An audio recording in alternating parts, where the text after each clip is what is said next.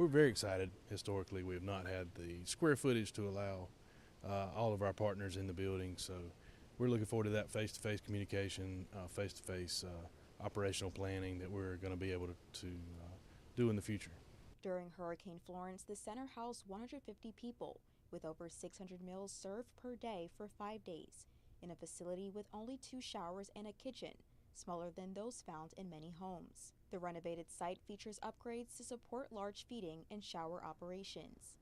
Kinlaw says they're prepared for anything. We're here behind the scenes most of the time, well ahead of any storm or any threat, ensuring that our equipment supplies are ready. We're ensuring our essential staff is ready to come in and ready to get started, and they know what to do.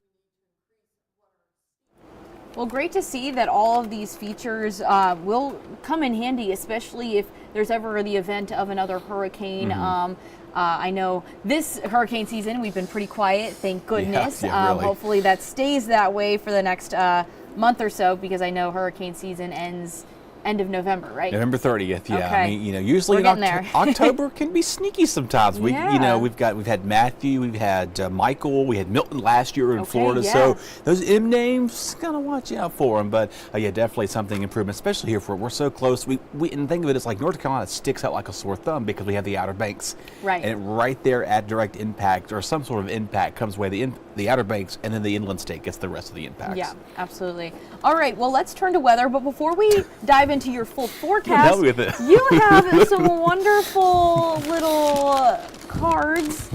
Oh my goodness! Wait, hold on. She's going for the Oh my goodness! This is so cute. Down here. Yeah. Can you see so it? our friends down at Havelock, they invited me to come down the other day. And it's about 40 second graders I talked to. So 40, I cannot read every single name because if I read name, I didn't get my name. I didn't get my name. So anyway, yeah, let me go. We might just tape back it. up a little there bit. you go. Yeah. Oh, how cute. So they did all that. You can tell they were too excited because they were holding it right there. They said, They said, "Oh no, Mr. Staples, we ripped your sign." I said, "It's okay." So now I kid you not, like where I live right now, I'm like, I have no room to put anything else on. So I'm just going to stick it on the sill, and every time I look, I go to bed. I'll count instead of counting sheep, I'm going to count the names of the tornado there. There, put that. But it was very nice. I did that. I came in and then all these little thank you cards here. Show these off. I mean, they got some art. Look at, he's got a whole stack of cards here. I felt like I walked into like signing autographs when I first walked into the school. So that is so sweet. It was fun. I mean, they were very informative, and they are have a lot of ability. So this is from the one of the first classes, and I cannot forget that. I forget that teacher's name, and but it was 2 second grade classes they put together, and they were all like in a classroom. And they said, "Let's go outside and get a photo." And so they there's the photo right there. Yes, so it's most of them. I think obviously some of them were out of the frame because they didn't want to be on the picture and stuff. But they were sitting down there. I said, "Don't throw no gang signs. It's pretty smiles and show off your teeth, right?" But the young man right there in the orange, I forget his name, but big shout out to him because he was very informative and asked a lot of questions. There's even some folks, they are like, we want to talk about hurricanes and tornadoes, so we got a lot of Any future meteorologists in there? Couple maybe. All right. A lot of them spoke to one young kid in there. He says, I want to become a chef. I said, "Oh, so you want to cook me some food?" I said, "Yeah." He said, "Come back down." He did promise me some seafood. So I forget the young kid's name, but yeah, this was quite a trip. But anyway. Yeah, that's really special. I'm glad you were able to go down there, talk to them, and they were all very excited to have you. Yeah, they walk in, they're like, "Oh my gosh, he's a celebrity." They said, "Where's your security?" I said, "I am security." So anyway, thank you so very much for that invite. It was fun going down there, but anyway, makes our jobs, but it's the fun part of the job of doing that too. If you want to have a school event, invite Gigi too. They're all our people, they're always so fun. I always love asking all the kids questions. My favorite one to ask them is, guess what time I wake up in the morning? And I get lots and lots of different guesses. A few of them are usually spot on with it. Some of them are, yeah. We did one back in the spring at Pactolus. That was a K through 8th grade. That was fun. That was quite a journey. That was an event. Anyway, reach out to us. We'll come out to your schools. We'll tag team and talk to the kids. So anyway, cool weather this morning. Then we talked about how chilly it was. We said that the seat warmers were needed. I don't know if you turned the heat on, did you? In your car? In my car, yeah. I got into my car this morning and I was feeling cold. It was pretty cool out there. I had the windows down. I'm coming in a suit, so I got all this thick fabric on me, so I'm not too cold. But yeah, anyway, 50s and 40s this morning are going to be quickly dissolving soon after in the next hour or two. So we're going to be getting up and warm up, thankfully, coming into play. We do have that northeast component to the wind, about 10 to 15 miles an hour. So we got some nice sunrises, though. Oh, that's beautiful. It's going to be getting dark now, earlier each day. Which is good for me and all of us morning crew shifts. Because sometimes going to bed in the summertime when it's complete daylight outside, not the easiest thing. It's hard. I just kind of shut my eyes and hope I dream of blackness in my sleep. But I had to get blackout curtains for this job. Safe store down in the News River there in Newburgh. Not the sun's coming up. About a month from now, we'll be turning the clocks back and getting that extra hour of sleep. Something we are continuing to gain, and this is not a good gain, is this drought.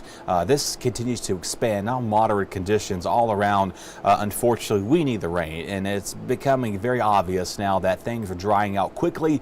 We had a little rain last Friday, but it really was not enough to amount to much, unfortunately, there. We are seeing a few light showers this morning off towards the shore of the Outer Banks.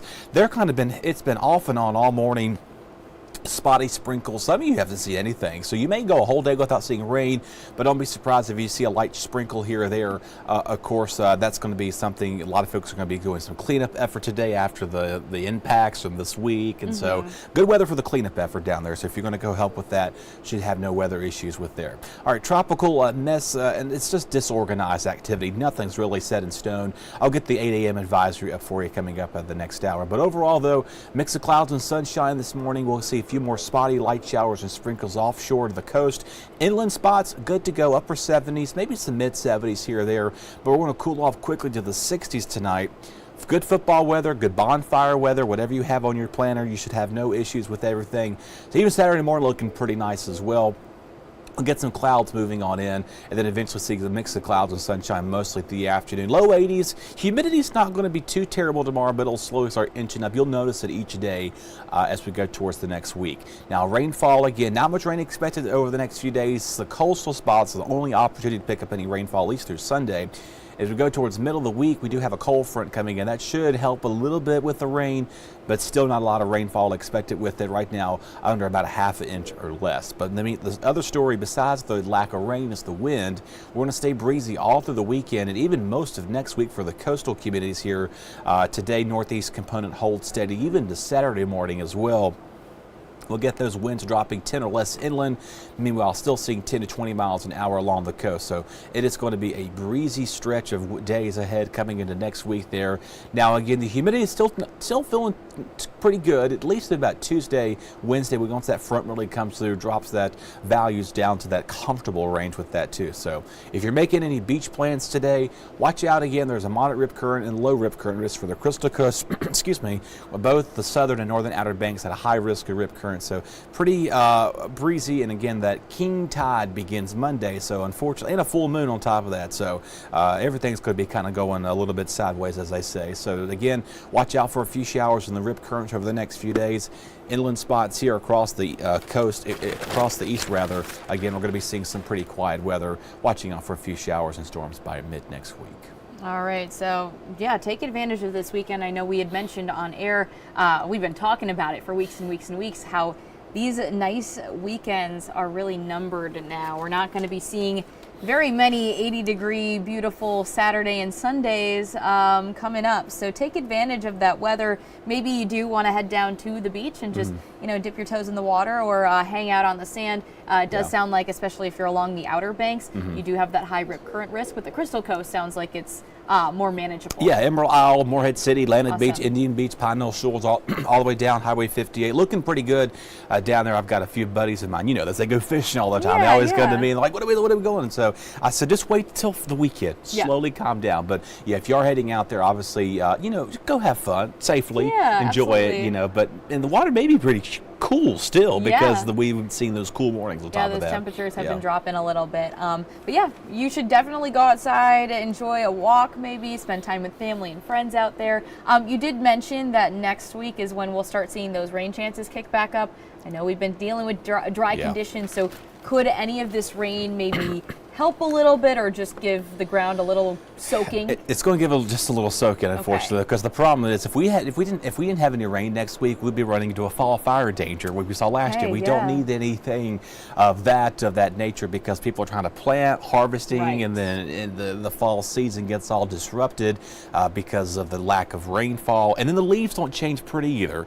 Yeah, it's more than just like, oh, the ground's drying out. There's fall, leaves, fire danger, harvesting, soil levels. Oh, it just goes on. Yeah. All right. Well, thank you, Dustin, and thank you everyone for joining us this morning on this beautiful, chill, crisp Friday morning. Just want to say hello and good morning to everyone who's watching us. George, good morning to you. Thanks for checking in with us yet again. Love to have you on here. And Bob Daw, thank you again as well.